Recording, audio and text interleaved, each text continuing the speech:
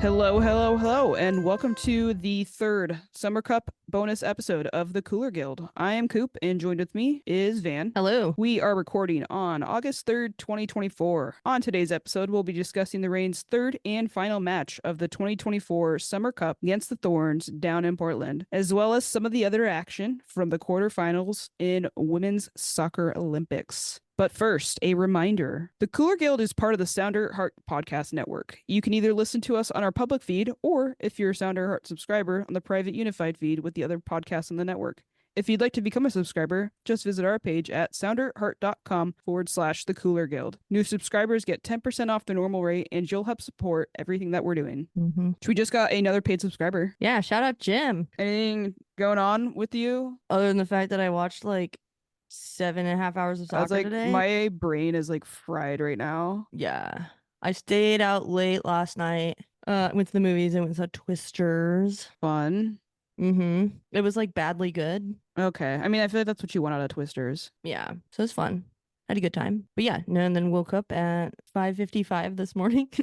I set my alarm for and got up to watch the most boring game that we will talk about a little bit later. Yeah. Yeah, it was a bit of a snooze fest for a while. Yeah. But let's talk about the rain. We have to. Well, the good news is this will be our last time talking about a match until the end of the month. Yeah. Getting a little bit of break from that thanks to being eliminated from the Summer Cup. Yeah. You want me to do the match recap? Yeah, get into it. All right. On Wednesday night in Portland, the Reign played the Thorns in their final group stage match of the Summer Cup. Portland scored in the 40th minute after Linehan was able to wake her way past Shea Holmes on an attacking run. McLaren tried closing her down, but Linehan got a shot off on goal and put the Thorns up 1-0. Despite the Reign having 19 shots to Portland's 8, Reign were unable to convert any of their chances and lost the game 0-1. Broken record. We're a broken record. Yeah, I know. So frustrating.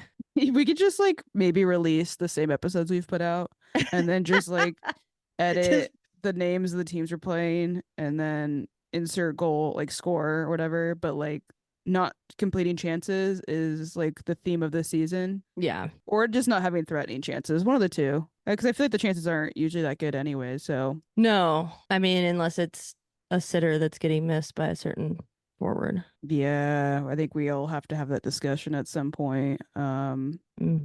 There's some issues I think that haven't been solved that you need to see solved from some of your forwards. Yeah. And it sucks because we've grown to love these players. We've seen them play well, but if you want the team to start winning and they don't step up and perform when they need to, then things got to change. Yeah. It's that. I mean, the goal was just kind of like, you should not get scored on near post. As a goalkeeper, you should not get scored on near post. I will say though, Ivory does like kind of slip. And she recovered from the slip okay. I watched it multiple times and she did recover from it pretty well. She recovered pretty well, but then she wasn't able to get far enough towards the post. Yeah. To cover that space.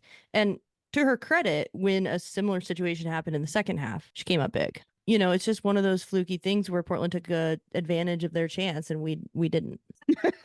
How many was it? 19 shots we had. We couldn't figure out one of those. There was like 8, or how many were there on goal? 5 on target. 5, yeah. Like, come on. It's getting so old. It really is. Especially since this was our first match of the Summer Cup where we're playing our vets, and was hoping things would maybe be a little bit different in that front. But it wasn't. And I mean, it was a rival match, right? So it's obvious we're going to try to put a good lineup out with the players we have available, but nothing came of it. So I've kind of decided it's like very exhausting being so disappointed every game.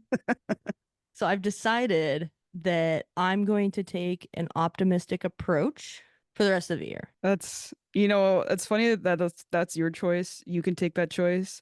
When I started getting frustrated watching the Sounders when they were starting to suck last year and a half, 2 years, I just told myself I'm not going to let men disappoint me anymore.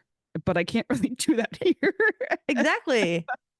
And I'm going to keep watching. I love the team. I know, that's the thing. And so it's like, why make it worse for myself? Yeah. Let's go, ladies. Let's go. Come on. I mean, I'm also going to be hypercritical, but as an outlook, It's as a whole. well, okay. So if we want to be optimistic, we did get to the final last year. Mm-hmm. So we just needed to get the right pieces plugged in for the players that we lost. Which one of them has joined the team. Mm-hmm. Is that the player? I don't know, but why not? Could be. Yeah.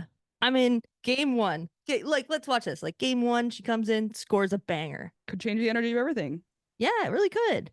That speed up top, having her train with the players that we already have that are slow or slower, and having to compete with that, like that could really change it. It Yeah. could change the training environment. It could. Which it's been pointed out that her statistics don't tend to lean towards being an outright goal scorer, which has kind of been the criticism of the Reign and what they need to get. But maybe it's somebody who's more threatening with this, laying in balls could be the thing that helps the people needing to finish if we're going to be optimistic. Well, we have like all out brutes that will put their body on the line to just get in the way of the ball when it's coming towards the goal and try and put it in. Yeah. Haidema, Latsko. I've seen Balser do it, but like especially Haidema and Latsko. Yeah.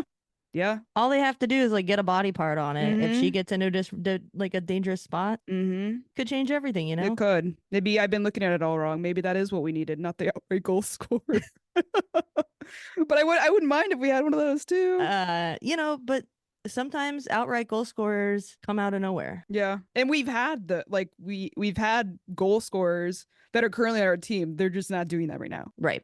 So maybe it's just a matter of getting them back on that with the right pairing. And Montesir seems like she's got a really good vibe. Yeah. And that she like wants to come in and like be flashy and like bring flair. And I'm all for that. Yeah. I know from my experience, like on my W League team this season, it was like the second somebody like hit a dope backheel pass, there was like 3 more that game from different players. And it's like sometimes you just need that person to come in and be like, oh yeah, that is an option. Oh yeah, I can make that run. Yeah. And she's coming from a completely different environment. Yeah. A country that's, never had a Haitian born player in the league. So we'll see. We will see. And also what I think is really beneficial because of the Olympics and because he just got knocked out of the challenge or the Summer Cup, we're going to have several weeks to get her acclimated. That's going to be very, very valuable. Yeah, and I don't know what the plan is for Quinn and Haidema, but the Canada game today, they're going to be coming home at some point. Yeah. So they're going to be on good rest. Whether or not they come back to train or not. They usually give them a little bit of a break coming back just because of the environment being a little hectic and right. But I mean, like if they stay because some athletes like just stay in France for the closing ceremony. They don't get booted out like they do for the World Cup. So yeah, and I wouldn't blame them if they wanted to hang out. That sounds got to reset, especially when you got to come back to the Reign and when you go run up the rest of the schedule, you got to get ready for that mentally. Yeah, and with everything that's going on, with Federation, they need a break. Yeah. Anyway, back to the game against Portland. I mean, we lost, but we did lose by a lot, which means we helped eliminate Portland. Yeah, because it was Portland only scored 1 goal, and the tiebreaker was goal differential. And we lost to Portland last time 4-0 in Portland. So I would say that, I mean, it wasn't a win, but knocking Portland out of a tournament by not losing more, that's a win. Yeah. It really was. It really was. Yeah. So shout out to June Ash Eden, Sounder Hart, Ride of the Valkyries contributor writer for the post game article, which is titled "Reign Eliminate Thorns from Summer Cup" with 1-0 loss. That's right. We did. You gotta hang on to these things when you have them presented to you. So yeah, take that, Portland. I mean, Utah just came out and like did the unexpected. Oh yeah, they just demolished Tijuana. Yeah. I mean, good for them, I guess. I'm hoping they're gassed by the time they come back into the league, when it starts up again, because they're going to go deep and lose maybe in the Challenge Cup or Summer. I keep calling it Challenge Cup, the Summer Cup. And then they'll stay in last place and we won't get last place. Right. But of course, as we said, we're going to tear up the schedule after we're going to be so good. So I guess we don't need to worry about I think we're going to Utah. be fighting. I think we're going to be fighting. I think we're going to get some points out of games. Oh my God. I'm not. I am asking them to prove me wrong. I'm very skeptical. but well, I'm happy to be surprised. Rest of the game, positives. Jordan Bug. Definitely. Yeah. I texted you and I was like, she's the real deal. Yeah. And you're like, I just put that in my notes. Yeah. I put, what did I put in my notes? Bug seems solid. I don't throw the word solid around unless it's like, that's a big word for me to put out. Very solid. And that's like, for a kid, that's what you want. Yeah, Shea Holmes had a lot of good things to say about her after the game. So they also recognize the kind of player that she is at her age. Which I guess is good to know that if we're not going to focus on the draft, that this is our new plan. I don't know. Backup plan. Well, we didn't used to be able to sign young kids, right? So like this was never really an option we had before if we didn't try in the draft, which we have rarely ever done, if ever, like with real conviction. Right. So I think this is maybe our new path to developing players and stuff like that. Yeah. Huerta, I thought, played well. Yeah. She didn't start last game. She didn't start the Tijuana game. So starting this game was good to see. She just doesn't have a lot to work with, Yeah. And she's covering a lot of ground. I will say a positive for me was that there wasn't like an absolute breakdown in the shape of the back line. Except, I mean, that one goal was bad. Yeah, but it wasn't the same way it's been bad and that I've been complaining about for like the last 4 games. So, Yeah. I mean, they definitely limited Portland's chances, which is saying a lot for this team. Mm-hmm. So I'll take that for sure. And also knowing how the Tijuana game went. Oh yeah. Mm-hmm. Yeah. They're learning. We will hope. Yeah, it's learning and then being consistent, right? That's been the issue. Yeah. Mm-hmm. Yeah, another thing I wanted to shout out, McCammon. There was a chance in the first half with Latsko, and McCammon got a start as well. Mm-hmm. And she laid this really great ball up the field to find Latsko. Latsko wasn't able to finish it, as we know, because the score was 0 for us. Yeah. But that ball from McCammon, I didn't expect that. Yeah, I would probably say that was the best chance of the game. Yes, definitely. Unfortunate. Goalkeeper did a good job coming out and cutting off the angle. But yeah, that ball, the way it was weighted well. The run was really good. It seemed like they were on the same page, so that's encouraging. Something to keep an eye on with her, I think. Mm-hmm. We can see any of that. More, what position does she play usually? I think they had her at like the 6. Okay. The 8. That's been a position I feel like we've been kind of I don't know, not super set on who we're sitting back there always. She was so. The way that they have the score sheet set up on the Rain Media Guide, they have it as a 4-3-3, and she was right mid. Okay, and then they have like the average position, and she's like sitting just behind the center circle on the right.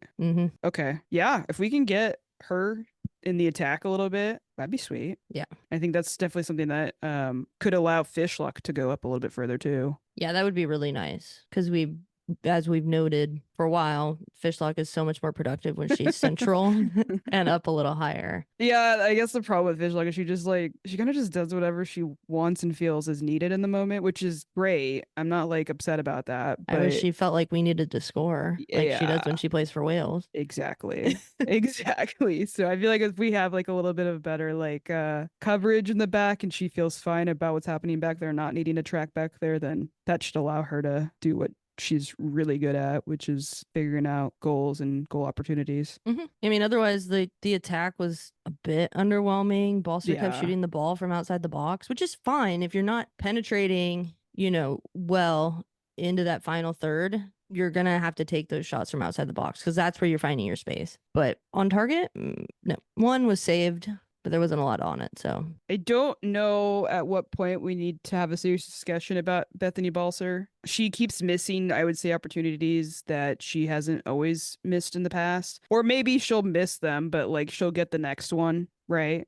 It's not like it seems like every single game we're getting like 2 or 3 really big chances and she's just not doing what she needs to do for someone in her position. Yeah. Because I went and looked up, Adames came on. I wrote in my notes, Adames is elite.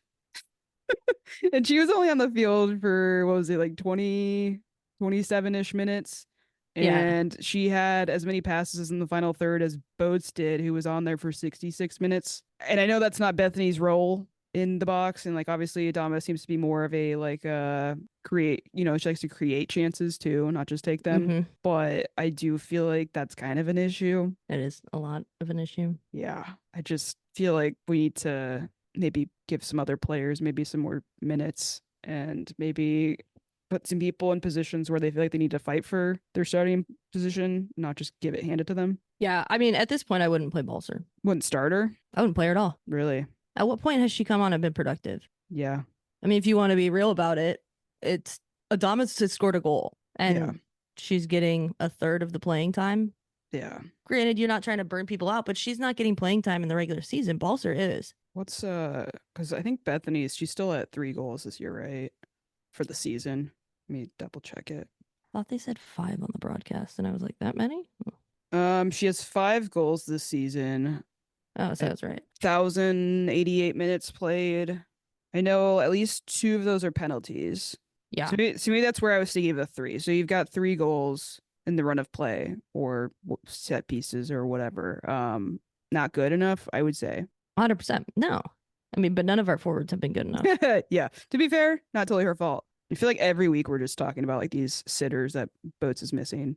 Yeah, you also like you have to worry about, player welfare and, are you really going to throw somebody into a slump if you're not, giving them any time?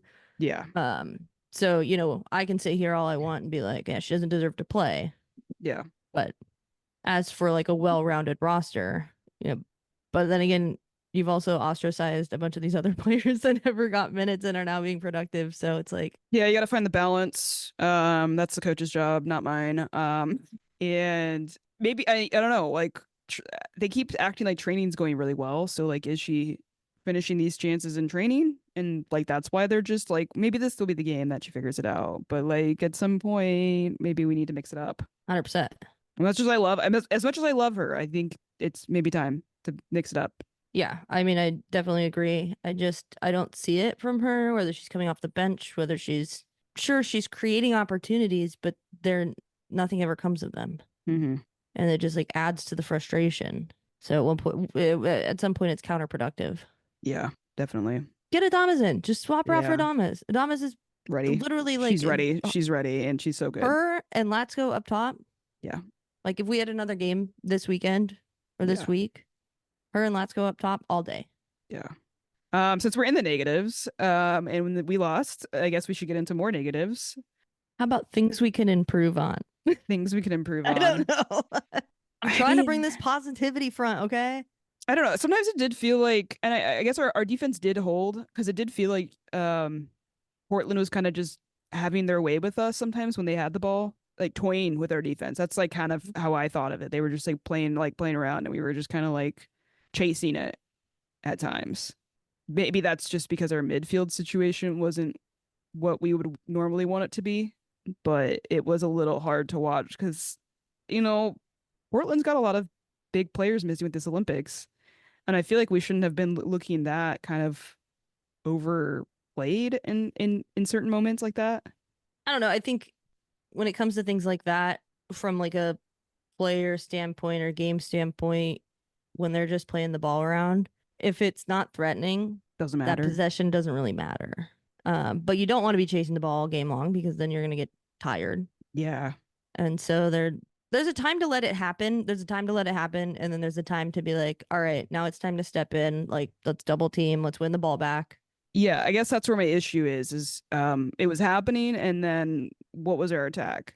Well, that's the other thing. So it's not really so much about that. It's like the midfield, like being able to, regain possession and then, create that next phase. Yeah. I don't know, man. It just looked lackluster. Very lackluster for me. Yep. Non-related to players on the field, the commentators decided to do like an anecdote about Quinn because they're in the Olympics, right? And I honestly don't even remember what the anecdote totally was because I was just like angry because they just kept misgendering, like using the wrong pronouns for Quinn over and over and over again. Yeah, it was like a whole antidote with like several like back to back to back wrong pronouns. Yeah, it was like a whole like paragraph essentially about Quinn that they were reading off. She was reading off. That's her pronouns. You see what I'm doing here? She was reading them off about Quinn, and I don't know. So we looked up the names of them. I believe it was Marion Crowder, who was misgendering Quinn.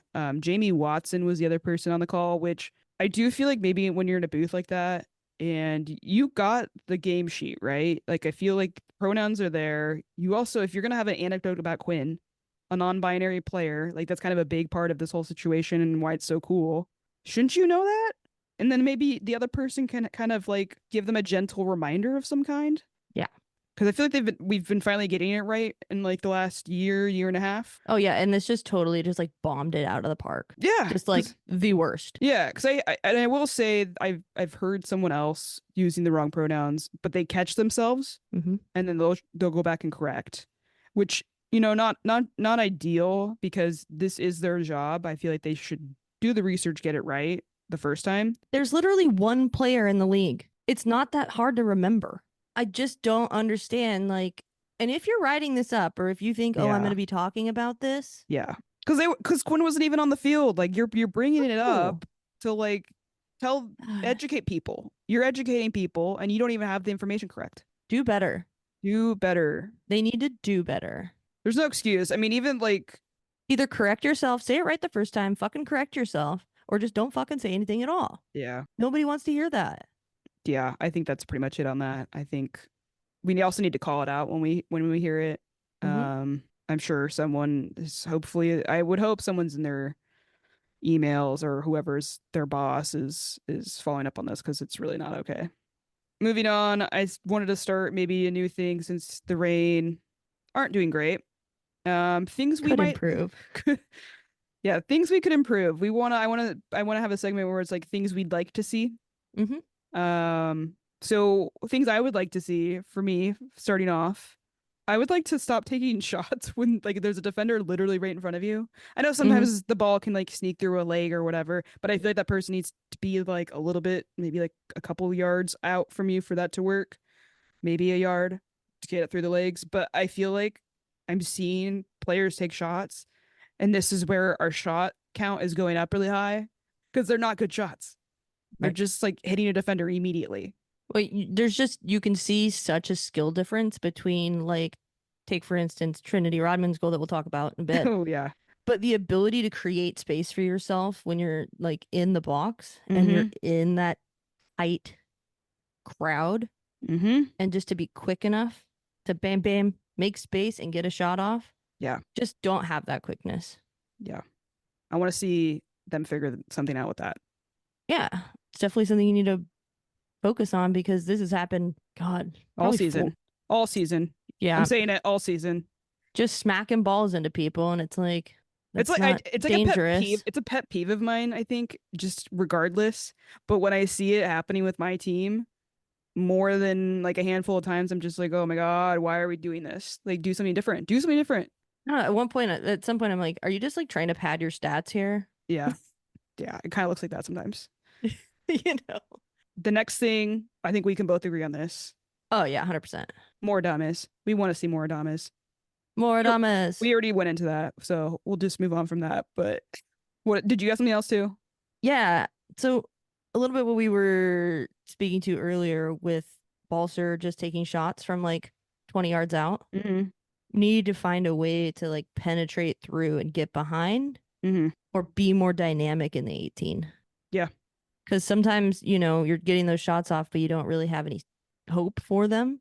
So we need to find a way to just add a little bit, just try to get closer. Yeah.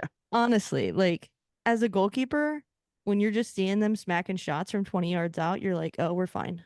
Yeah, they're like desperate. They're getting impatient. That's what it looks like to me. Yeah, I mean, and sometimes like if that's what you have, sure, take it. But my question is, how many bangers have we seen from our team anyways? Like these people trying them. It's not like a thing that they're like known for. I mean, USWNT, Yes, I will say G is maybe the exception and then Fishlock. But Adamas. okay, good point. but we already said I want more Damas, so that she doesn't count to this critique. But like From Balser, none. like I'm confused why Bethany is trying to take a banger, trying to get a banger goal. She has done it. I don't know if she's been working on it more, but guess what? It's not working right now. Yeah. So I would like to see them be more dynamic in that final third, and honestly just have more support up front. Yeah. And not support that's just standing there. But I mean, Bethany, the reason she was so good for us is because she was getting headers. Yeah. So can we figure that out again? I would love that. But I also think when you have Latsko running around like crazy, right? Trying to like get into any sort of space, like she's a smart player and she's a hardworking player. And then you see her, kind of trying to cut through the back line, make some runs, and then they're just kicking the ball away. Yeah. Sure, she's not like throwing her hands up in frustration because she's an adult, but like at some point you got to get somebody to keep doing that to you and get you players who can see that pass and can see that alley. I think for this week that'll do. We've got, I mean, I'm glad that again we have some time to rest. Wrapping up this match, cooler player of the match, who we got? Jordan Bug, our first teen. Oh God, that's frightening. In her second game. And also like just signed. Good for her. Congratulations to Jordan Bug. Welcome to the Cooler Player of the Match Hall of Fame, Jordan Bug. We will buy you a root beer. Do we want to take a quick break? Yeah, let's take a quick break before we move on to the Olympics. We'll be right back.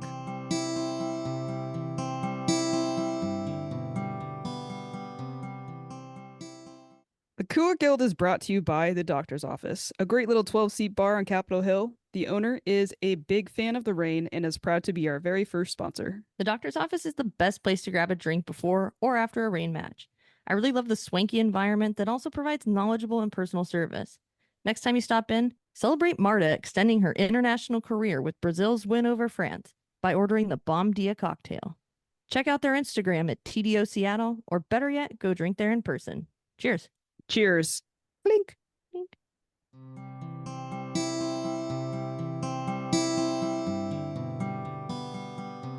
And we're back. Olympics quarterfinals. Great news. The US won and beat Japan. Dramatic win, too. Dramatic win.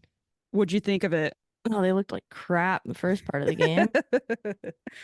I was on the Discord, because if you a Sounder at Heart subscriber, paid get access to the paid subscriber, you get access to the Discord, which is really fun conversation during the games. I really liked all of the people like pulling the masks off of Emma Hayes, and it's just Vlatko. We didn't have any subs for the whole first part of the game, or like the regular and part of the game. You kept pretty much the same starting 11, minus putting Corbin Albert in. You had Roosevelt and you had Haran in the midfield. Do you think Haran had a horrendous game? Extremely horrendous. I don't even know why she's playing. Like she looks lost. She's giving the ball away. She does clear the ball off the back line at points, when we're back there for like a set piece or something. But God, it's so annoying. People are like, oh, she's so good. I'm like, are you blind? She has good games, and I try to give her credit where credit is due, but the bad games that she has, it's just the way that this team is set up, it just like the whole thing doesn't seem to work if she's having a bad game. Yeah. Which I guess speaks to maybe how valuable she is, or it's just like, should we have been trying somebody different for a long time? Because if she's on the field and they're depending on her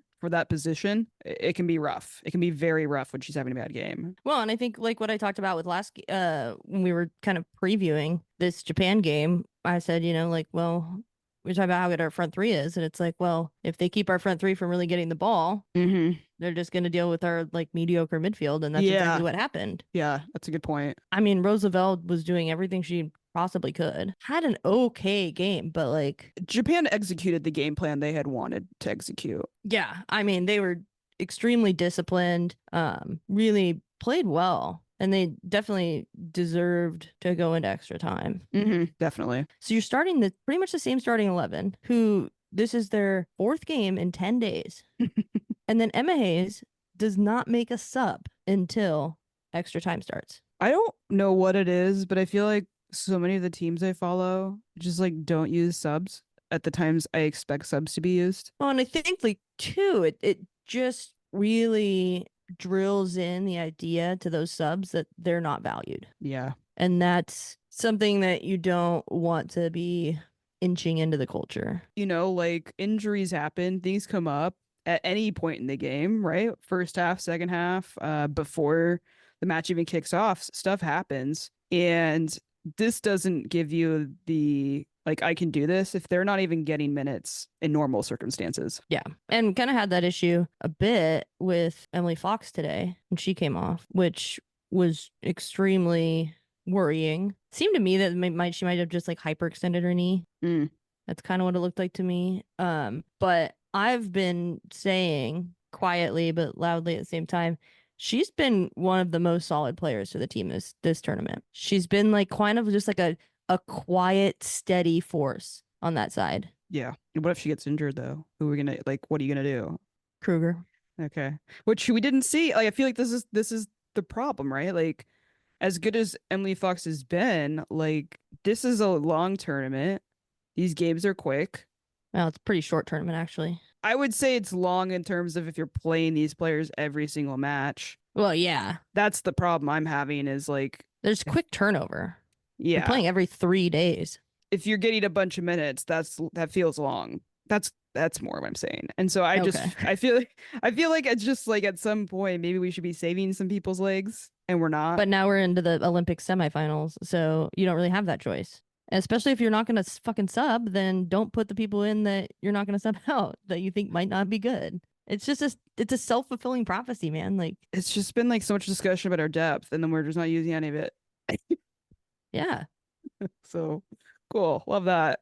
I didn't watch like the presser afterwards or anything, so I don't know. I know that there were gonna be a lot of questions about that for Emma Mhm. Hayes, but other than that, I mean, an extra time for, shout out to the pink-haired players, Trinity Rodman, great ball from Crystal Dunn from the center of the field to the right side of the box, and Rodman just takes a really great touch, makes space for herself, Mm-hmm. and hits it with her left foot. Really good way to make space for herself, but also the shot was really, really well taken. Incredible. She looked surprised that it went in. Well, my girl, we've seen you do this. Yeah, but there was like some discussion I was seeing that she had spoken this year for her club team, saying that she wanted to work on getting better with her left-footed strikes. Okay. So That's paying off now. it seems to have worked. At the exact right time too. Yeah, and Pino got to be there to see another pink-haired player score. She did, and she looks so happy. I know she's hugging Mia Hamm and Cindy Parlow Cones right behind them. Love seeing her there. Kind of fun fact that I saw from the post-match like recap on the US soccer website. The US have 12 consecutive wins. Like the US women's national team has 12 consecutive wins in France dating back to the 2019 World Cup. We love winning in France. That's so great. I love that. Love that for us. Yeah, so we were going to play the winner of the Canada-Germany game. I was really rooting to get Canada. I have mixed feelings about Canada still being in this tournament, but I did want to play them, and now I'm kind of bummed we're not getting that. Yeah. I don't know, because they look pretty dangerous. They did. I'm not saying it would have been easy. I'm not saying it would have been easy. And like I know we beat Germany, so I didn't know what we were gonna get out of playing Canada, but I still wanted that. I still wanted that challenge. Yeah, the first half of the Canada-Germany game, so that game was at 10 a.m. Snooze fest. Yeah, first half was an absolute snooze fest. And then second half, it was like, oh my God, somebody's definitely got to score before this game's over. And then they didn't. No. And then they didn't in extra time. So then they went into penalties. Well, the good news is our rain player made their penalty Yeah, they in did. Canada. Everyone else, Job Quinn. not so hot. Mm-mm. There's one other player that made it, but everyone else. Adriana Leon. Yeah, everyone else is not looking good. I did say like I was saying to myself before the game even started, I was like, if this game goes to penalties, I'm not super confident in Canada, just because I was thinking about their mental space right now and everything. I mean, it could have gone one of two ways, obviously, but to me, it's just like they've had so much on their shoulders, and Germany just got their asses kicked. Well, and the coaching staff couldn't help because they'd already sent the drones home. Also, that Obviously. But shout out Anne Katrin Berger. mm-hmm. Germany's goalkeeper. Got new Gotham goalkeeper, right? Yeah, she's been Gotham all year, but absolute ice queen, man. Hold an air. She almost saved three. She almost saved three. One kind of went underneath her, Adriana Leon shot, and it kind of went underneath her, but it had this insane spin on Yeah. it, and it just like kind of rolled behind her. So She didn't let it phase her though, because she came back right after that. She scored her kick. yeah, right after that, she scored Right her after kick that. So to yeah. put Germany through. And in the very first kick, the first player that walked up, she just stood there in the middle of the goal line with her arms behind her back. I know she did that for all of them, and I was like, this is an interesting strategy. And I loved it. Yeah. And it worked. I also liked her goal, like her gloves matching her boots. Mm-hmm. I'm a sucker for those kinds of like little things. Germany moves on. We'll play Germany on Tuesday. Yeah. And then Colombia Spain match was wild. I watched most of that match. Colombia, I always get so heartbroken for them when they don't get further than they do. They work their asses off and they have so much talent on their team, but I still think that their composure to finish out a match is not there yet. No, it feels like their program is just like 5 years behind. Yeah, which is such a shame. But the good news is, well, we'll see how Caicedo's injury is. But Caicedo's very young, so I think they've still got a very bright future. And, they didn't give up. I mean, they went up 2-0. Mm-hmm. And they had something like 20% possession in the first half. It was crazy. I mean, but at the same time, Spain didn't look that threatening. They had a ton of possession. They had a lot of, passing in the final third, but they just like weren't getting shots off that were helpful in any way. Jenny Hermoso subbed on, scored. She loves scoring. And I was so happy for her. Yeah, I mean, you can't not root for her, obviously. And then they got another last minute goal in the second half of the regular time, tied it up, went to penalties. Rough to watch. Yeah. I know you're like a sicko for them just because you're a goalkeeper, but Oh, I love them. yeah, I'm a Give me the little. pressure. Give me the pressure. I know. Sicko behavior.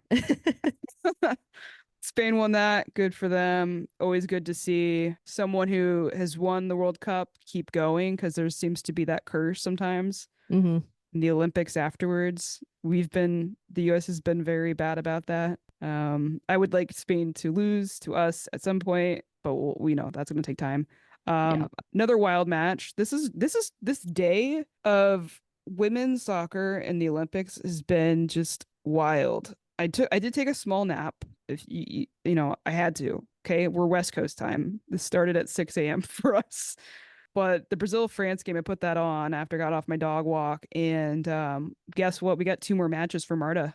France just kind of has been falling apart in matches. Yeah. I don't know what happened to them. I feel like They used just to be such a just force. kind of dilly-dally. Yeah. They just dilly-dally. They fell apart. Porcillo balled out. And also, this is apparently her first ever international goal. Insane. Game winner, 82nd minute. And there's almost like at least 2 fights of the field. I saw Cascarino punch Angelina in the arm because Angelina just she kind of she punched at her. She didn't really hit her that hard. She would have been fine if it made full contact. I think Yeah. because she came back with her fist like closed, trying to get a swing at her because it was just a fistful of jersey from Angelina trying to stop the attack. And like I do not blame Brazil at all for this tactic. Like it worked out for them very, very well. Yeah. And a riled kind of shook France up and oh yeah. And the crowd there was insane because home field advantage. France was, really, really into it. Got the upset though. Brazil got the upset. And now they're gonna have a chance for a medal. I was watching the post game and like they were just showing the players celebrating on the field, and there was a moment where of course they're showing Marta up in the box because she couldn't dress for the game because she's on a red card suspension. She was obviously like very emotional. Yeah. But then they showed the field players, and the field players you see them start pointing up. Yeah. And they're like doing this, like I'm a bad millennial, like this. I'm gonna Gen Z it. My hands don't work like that. Wait, I got it. There you go. Okay. For everyone listening, Coop had to teach me how to do a hand heart. But they were doing hand hearts. They were doing hand hearts up at Marta and like pointing to her, and she just like kind of broke down. Yeah. Because she's gonna get to play another game. Two games. She's playing for a medal. As long as she doesn't get red carded. You're right. Okay. She at least gets to play one more game. Yeah. Well, part of a game. Who knows? Super happy for her. That red card was bad that she got, but Oh yeah, it was...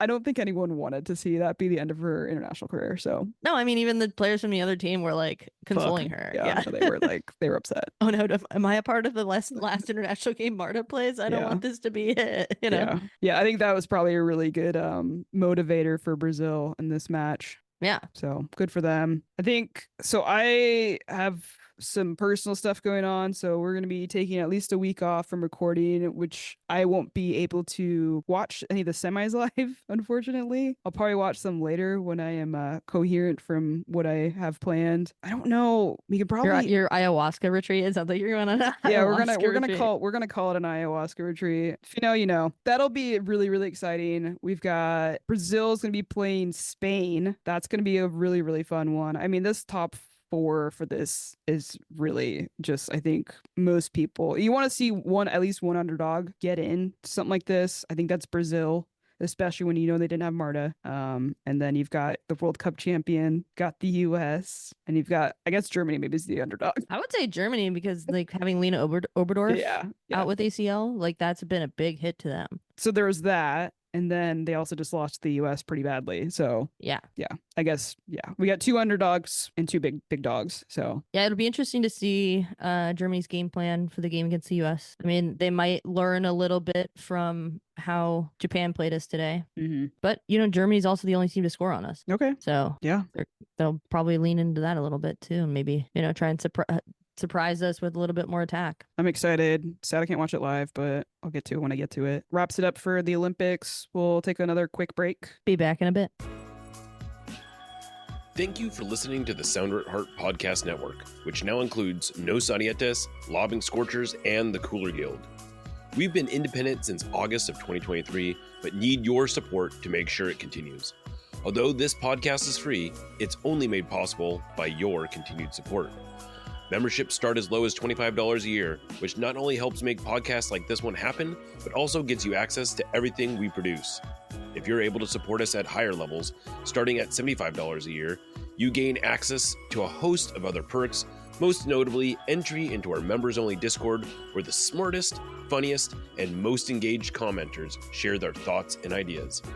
To find out more, just visit sounderatheart.com and click the subscribe button in the top right corner. Thanks for listening.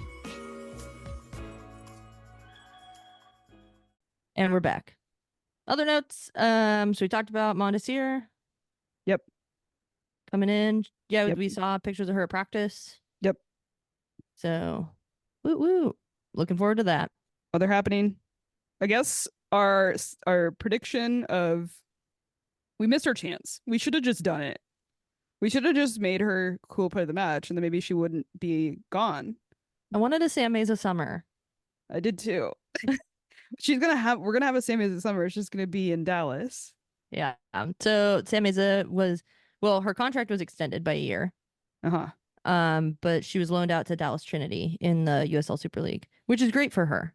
Super great. She's had a really kind of wild rookie season where that has not gone the way that any player would want it to go. And apparently her family lives in Dallas, so she'll get to be closer to home, get a lot more playing time, hopefully. Yeah, their season runs a different time than the NWSL. Yeah, they're on the European schedule. So I think that'll be really good because then hopefully it times up that she can come back to the Reign. Yeah, so it is just a loan. So I think this is just like such a positive thing for the league to have. Oh yeah, that relationship with the Super League, because it's players like this that really need that. Oh yeah. It doesn't work I mean, we talked about this in our interview with Mariah, but like, it doesn't work for every player to have to go do your loan abroad or whatever it is. Go try to get your early career jump start. Not everyone, it doesn't make sense for everybody to go abroad. Right. Logistically, it's difficult, and like mentally, sometimes it's just like easier to be closer to home. Mm-hmm. And if you can't guarantee player welfare when they're, at these smaller clubs in Europe, at least here, in the Super League, at least there are minimum standards that need to be met. Yeah, and then you're also talking about it's going to be a lot easier for these players to get scouted now for the NWSL. I think it's good. I'm happy she's getting this chance. I was shocked. I was shocked at first. And then you reasoned And with then yourself. once I got over my shock, I was like, oh yeah, this is perfect for her. Next match for the Reign, as we said, won't be until end of the month, Sunday, August 25th, 7 p.m. Lumen Field versus Carolina Courage. It's the Rapinoe jersey retirement match. I bought my tickets. There is a link on the Sounder Heart website if you want to go there. I believe you get a little bit of a discount on tickets. And you have to be a subscriber. Do you? I think so. Okay, we'll go subscribe. Yeah, just go subscribe. There's a link there. Go to subscribe. Yeah, I think you get a little bit of a discount, and then Sounder Heart also gets like a little bit from that too. Just so you're helping out so many things. Yourself and this community that puts together good coverage for your favorite NWSL team. North Carolina's sitting pretty good though. They're in 6th place, so they're 8-1-7, and they're still in the Summer Cup. So we'll see kind of what the lineup looks like when season starts back up. Not. I don't like playing North Carolina ever. I really don't. But I am hoping that having Rapinoe there in attendance and like the celebration around that, Yeah. maybe is a little bit of an inspo for them. You know what? I just thought about this. What? Maybe they'll announce her ownership stake. Oh, maybe that'd be sweet. You know, like I thought you were gonna say maybe they'll announce she's unretired and then she just gets on the field. and that's our summer signing. it wouldn't be the worst thing to ever happen, honestly. No, but I think that'd be cool. You know, like the club giving back to her for, you know, her years of playing here, and then like a kind of a mutual thing where she's like, yeah, by the way, I'm boss lady. I don't know. This is like a weird thing I just thought of. It's probably not happening, but like at some point there's got to be some involvement with her back into the club on like ownership level, business level. Something has to happen with her. Yeah. I assume it sounds like they have to be hanging her jersey from the rafters, right? Yeah, they'll do like a number retirement, which will be the first Reign thing installed into the stadium. Do you not have the shield wins up? Nope. It's even the one we won at home? Yeah, they don't put them up there. Apparently it's like super, super expensive and like it's just hard to do and get up. Doesn't feel like a good excuse to me, but that's what I had been reading about it. So well, if the Sounders can afford it for their teams, that's what I'm wondering now that like the Sounders are kind of overseeing stuff. Maybe they'll not pay for it. Maybe we can look into getting an update on that. Yeah. If and when Rapinoe gets hers up in the rafters, we can follow up on that. Anything else exciting going on? Do you watch anything else in the Olympics that you liked? Oh, no. I mean, there's been so much soccer today. I feel like I'm just like zoned out on soccer. Yeah, I'm zoned out. I think we can probably wrap it up for this week. Catch us on the socials. Like I said, Coop's going to be out. But I will be available if anyone would like to email the podcast. I will answer you. You can email us at thecoolerguild@gmail.com. Van's getting the Instagram. We're trying to figure out what direction we want to go there. But we will get that going, figure that out. Instagram and our Twitter handle are both the same, at Cooler Guild Pod. Follow us on there. We'd appreciate that if you're on there. Please. We're fun. We're fun online. That's right. And then as always, visit us at sounderatheart.com/thecoolerguild. Go there, subscribe, get a paid subscription, be a backer if you want. Be a backer, be a supporter. You can sign up for free, get access that way if you want. Can't afford it right now. It's a great place to go. Good coverage with Ride of the Valkyries. Go check them out too. As always, like, rate, subscribe to this podcast, wherever you get your podcasts. Till next time, I'm Coop. I'm Van. Bye-bye. Bye.